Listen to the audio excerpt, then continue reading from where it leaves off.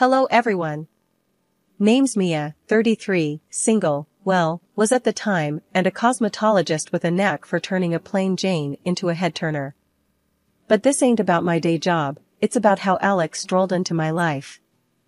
It all kicked off on a Thursday, your typical uneventful day, until Lily, my bestie since the sandbox days, hit me up with one of her bright ideas. "Mia, you gotta meet this guy," she said, all buzzing with excitement. "He's perfect for you." Now, Lily's idea of perfect and mine hadn't always lined up. Remember the vegan dude who owned a butcher shop? But she was adamant. "Lil, I'm not in the mood for another fix-up flop," I shot back, but she wasn't having any of it. "Trust me, Mia. Alex is different. Y'all will hit it off like a house on fire," she persisted, her voice a mix of hope and that annoying I know better tone. "Fine," I relented, "but if this goes south, you're buying me drinks for a month." Fast forward to Friday night, and there I was at this cozy little dive bar downtown, the kind with dim lighting and a jukebox stuck in the 80s. In walks Alex. First thing I noticed? The dude had a smile that could light up the room and a confidence that said he wasn't just any regular Joe. He spotted me and made his way over, that smile never wavering. "Mia? I'm Alex. It's awesome to finally meet you," he said, his voice smooth, extending his hand. I shook it, feeling a weird jolt of something. "Hey, Alex. Lily's told me, a lot about you." We got to talking, and damn, Lily might have actually gotten it right this time. Alex was funny in a dry, hit you when you least expect it kind of way, and he had stories that could keep you hooked for hours. Not to mention, the guy had a way of making you feel like you were the only person in the room. As the night wore on, the initial awkwardness melted away like ice cream on a hot sidewalk. We laughed, we bickered in a playful way, and we shared bits and pieces of our lives. He was into marketing, but not the boring kind, as he put it. Wanted to start his own thing someday. Ambitious, I liked that. Lily wasn't kidding, huh? "You really are something," he said at one point, his gaze a mix of admiration and something else I couldn't quite place. "Oh, please," I scoffed, trying to play it cool. "I'm just a girl who knows her way around a makeup bag." "Nah, it's more than that. You've got this energy. It's infectious," he countered, his eyes locked on mine. The night ended with us exchanging numbers, and that promise of "let's do this again sometime." Walking back to my car, I couldn't help but feel like maybe, just maybe, this wasn't gonna be another one for the disaster column. Alex had sparked something, a flicker of hope in my all but given up on love heart. I got home, tossed my keys on the kitchen counter, and found myself grinning like an idiot. I grabbed my phone and shot Lily a text. "You might not be buying me drinks after all." After the buzz of that first night with Alex, things picked up speed faster than I ever imagined. Before I knew it, we were deep in that lovey-dovey phase where everything's roses, and you can't see any flaws in the other person. It's like you're wearing these rose-colored glasses, and even if someone told you they were tinted, you'd swear you were seeing clear as day. One day, out of the blue, while we were lounging around at my place, Alex popped a question that wasn't the question, but it was big enough to get the wheels turning. "Mia, have you ever thought about us, like, really doing this? Like, getting a place together, making things official?" I nearly choked on my coffee. "Official, huh? Like, going to the city hall and signing papers official or what?" He laughed, that easy sound that always made me feel lighter. "Yeah, something like that. I mean, I know we haven't been at this for a super long time, but when you know, right?" I gotta admit, part of me was screaming, "Slow down, girl." But another, louder part was all in, ready to dive headfirst into whatever this was with Alex. So, we started talking about it. Really talking. Not just the fluffy, surface-level stuff, but the nitty-gritty of what our future could look like. And that's when the topic of a prenup came up. Not from him, though. It was my mom who brought it down on us, like a ton of bricks one Sunday lunch. "Mia, darling, I know you're head over heels and all that, but you need to think about this seriously. You've worked hard for what you have. A prenup is just common sense, she said, passing me the salad like she hadn't just dropped a bombshell on our roast chicken dinner. Alex nearly spit out his water. A prenup? Mrs. C, I don't want Mia's money. That's not what this is about. Mom raised an eyebrow, a look I knew all too well meant business. It's not about wanting or not wanting, Alex. It's about protecting what each of you brings to this partnership. It's practical, is all. The ride back to our place was a mix of silence and awkward coughs. Finally, I broke it. Look, Alex, she's not wrong. It's not about trust, really. It's more like insurance, you know, for both of us. He took a while, but then, yeah, I get it. It makes sense. Let's do it, if it'll make everyone chill. So, we got that prenup sorted. It was about as romantic as doing your taxes, but it felt like the responsible thing to do. With that out of the way, we started hunting for our dream home. And by dream, I mean something we could afford without selling a kidney. It took months, but we finally found it. A fixer-upper that had potential written all over it. Or maybe that was just the real estate agent trying to make a sale. Either way, we fell for it. Hard. Babe, this is it. I can feel it. We can tear down that ugly wall, open up the kitchen. It's gonna be epic, Alex said, his eyes lighting up as he talked about knocking down walls and ripping out carpets. I wasn't as handy, but his enthusiasm was contagious. Yeah, and maybe we can finally get that dog you've been yapping about. But, you know, after all the dust settles. He wrapped an arm around me, pulling me close as we stood in what could potentially be our living room. It's gonna be a lot of work, but we can do it. Together. Together, I echoed, not fully grasping just how much of an adventure we were embarking on. And so, we took the plunge. Bought the house, signed what felt like 1,000,000 papers, and started dreaming of paint colors and furniture placements. It was exciting and terrifying all rolled into one. That's when Alex dropped the bomb. Babe, I've been thinking. I'm gonna quit my job to oversee the renovations full-time. You're killing it at work, and let's be honest, these contractors need someone to keep them in line, or they'll walk all over us. I nearly dropped the paint swatch I was holding. Quit your job? Alex, that's a huge decision. Don't you think you should have talked to me about it first? He shrugged, a bit too casually for my liking. I thought it'd be a surprise. Plus, it'll speed things up. We both want to move in ASAP, right? And don't worry, once the house is all set, I'll jump back into the job market. Promise. I was torn between being touched by his commitment and being frustrated at his unilateral decision-making. Alex, it's not just about speeding things up. We're a team, remember? Big decisions, we make them together. He nodded, suddenly looking more serious. You're right, Mia. I should have talked to you first. I just want to make our dream home perfect for us. But yeah, I promise, after this, I'll get back on the job wagon. The paint had barely dried on the walls of our not-so-humble abode by the time Alex was itching to throw a housewarming party. Gotta show off the fruits of our labor, he'd say, winking at me as he pictured the bash. I wasn't exactly on board at first, felt like our place was still a canvas a few brush strokes shy of a masterpiece. But Alex, with his never-ending well of optimism, was all in. So, we sent out the invites, including one to Lily and her husband, Jack, who had been my rock through more than a couple of rough patches. The day rolled around faster than I would have liked, and our living room was soon buzzing with the chatter and laughter of our closest friends, all eager to toast to our new beginning. Alex was in his element, charming the socks off everyone as he led tours of the house like some kind of real estate prodigy. And here, we knocked down a wall to create an open-concept living area. Really opens the place up, don't you think? He gestured broadly, a proud grin plastered on his face. I was mingling, doing my best to play the gracious host, when I caught Lily's eye.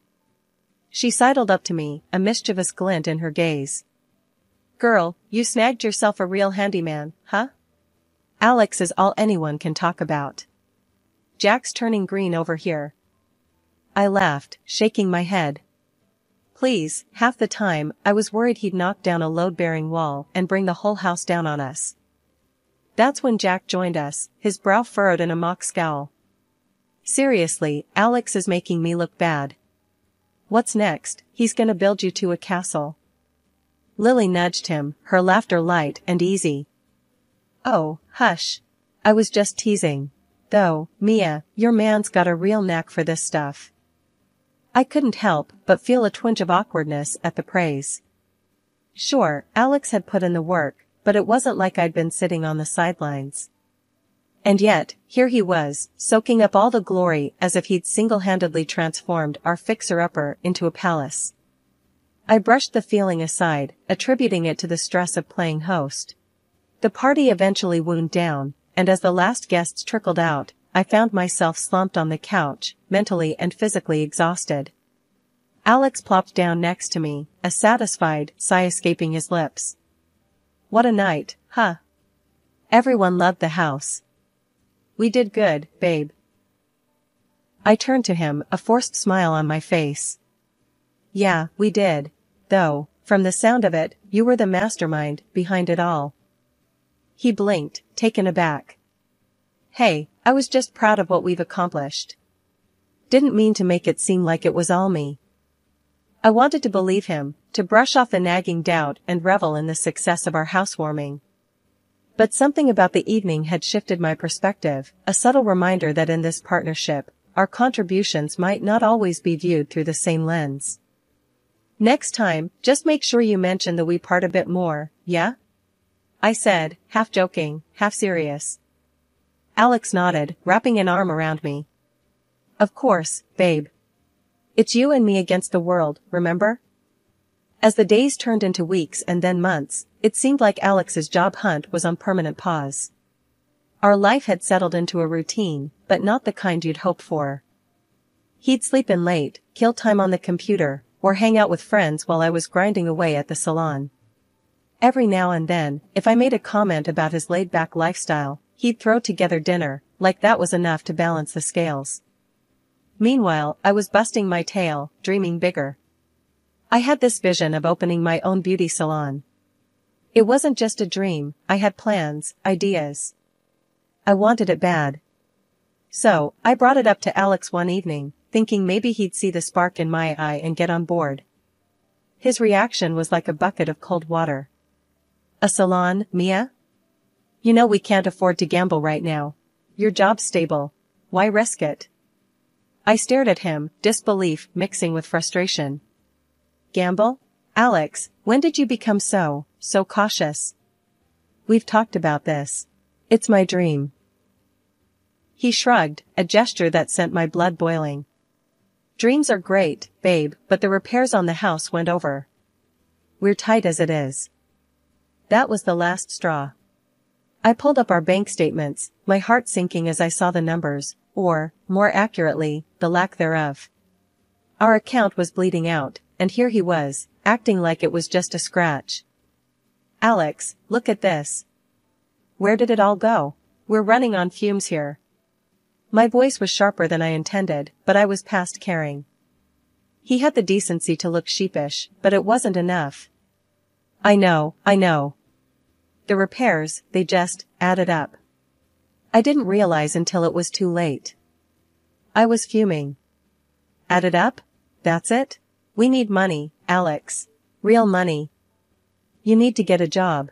Like, yesterday. Alex bristled, defensive. You think I'm not trying? Jobs aren't just falling out of the sky, Mia. Alex, when you said you'd look for a job, did that just mean browsing listings on your phone and then forgetting about it? My patience had evaporated, leaving raw frustration in its wake.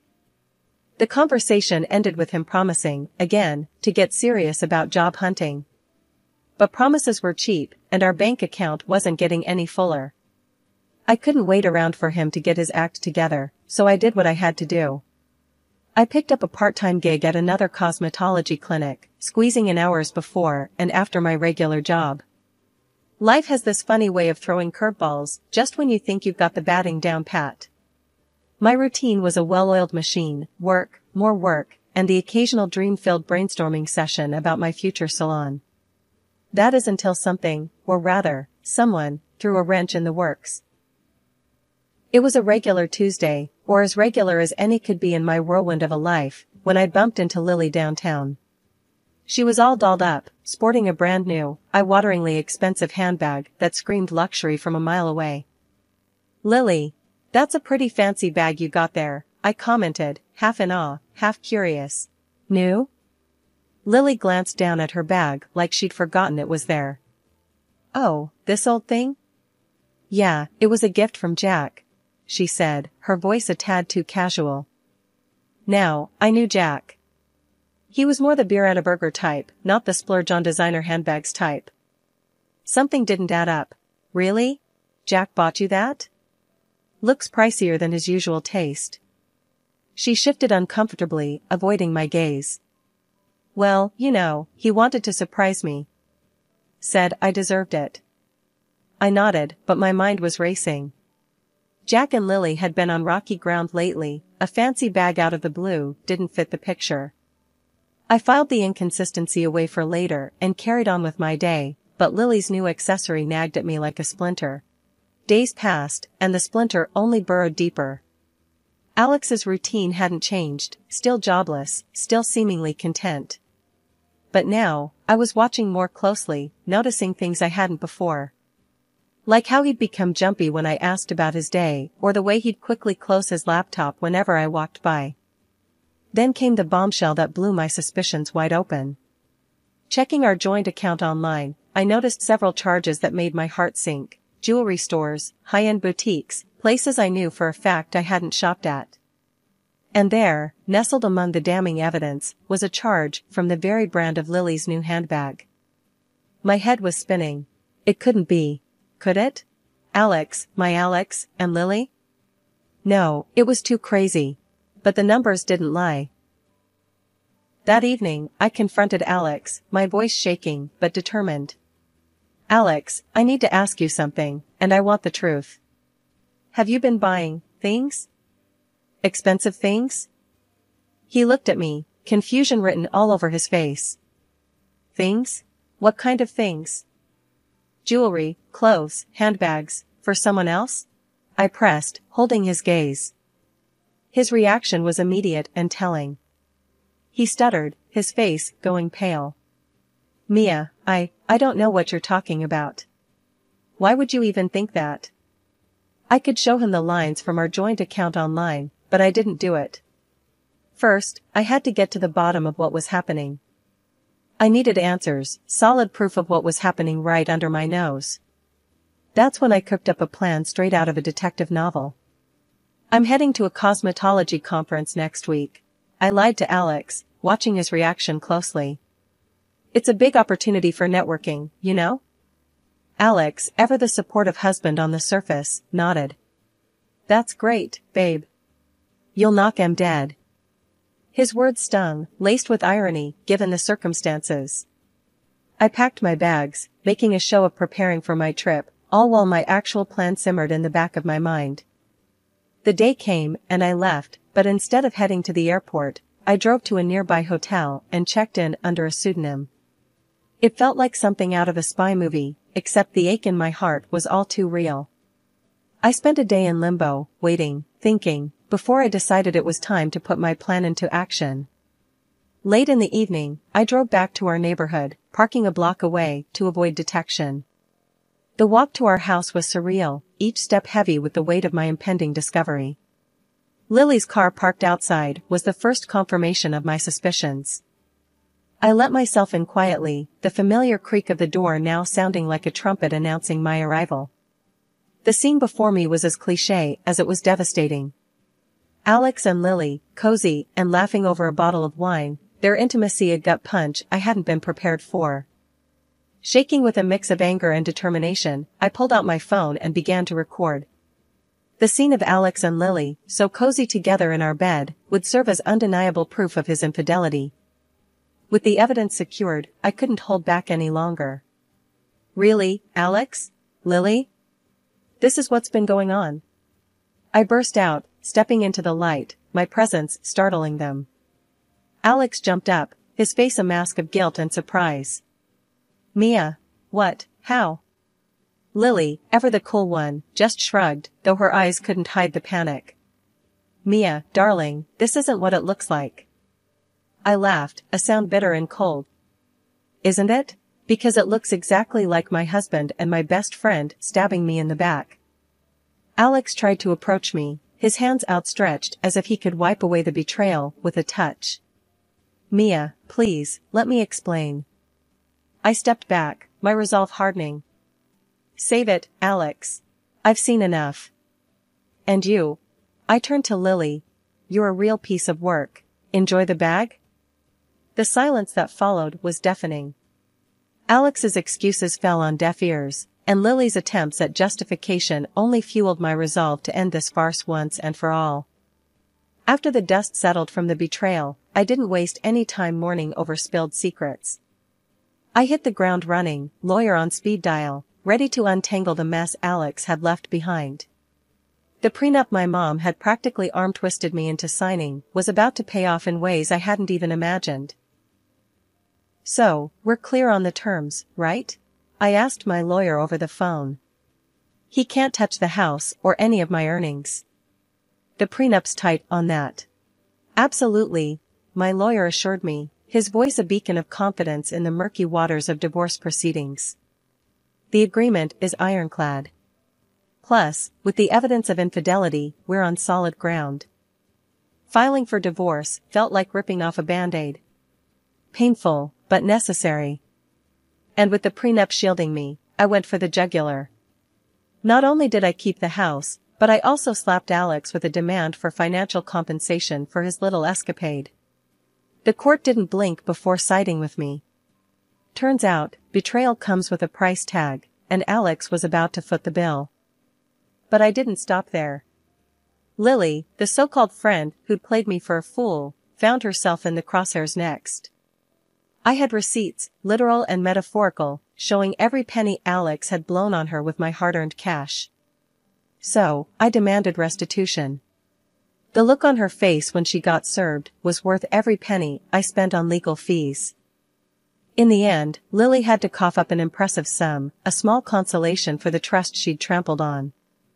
Meanwhile, her husband, Jack, got wind of the whole sordid affair. He filed for divorce quicker than you could say adultery, leaving Lily to stew in the mess she'd made. When Lily tried to pin the collapse of her marriage on me, I couldn't help but laugh. Honey, if you're looking for the person who wrecked your life, grab a mirror.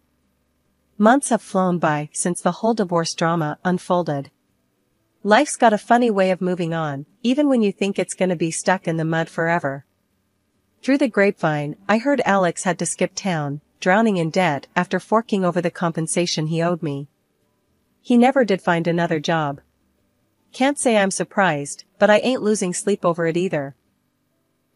Now, I'm living a whole new chapter. I took the plunge and opened my own cosmetology office right near the house.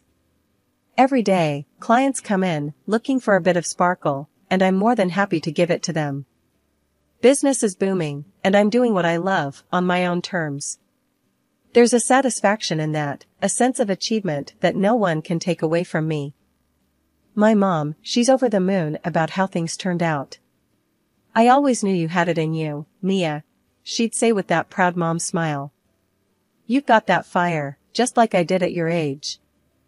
I had one of those heart-to-hearts with her not long ago, over a couple of cups of strong coffee. Mom, remember when you pushed for that prenup? Gotta say, that was a lifesaver. She just chuckled, sipping her coffee. Honey, I've seen a thing or two in my time. Always better to be prepared.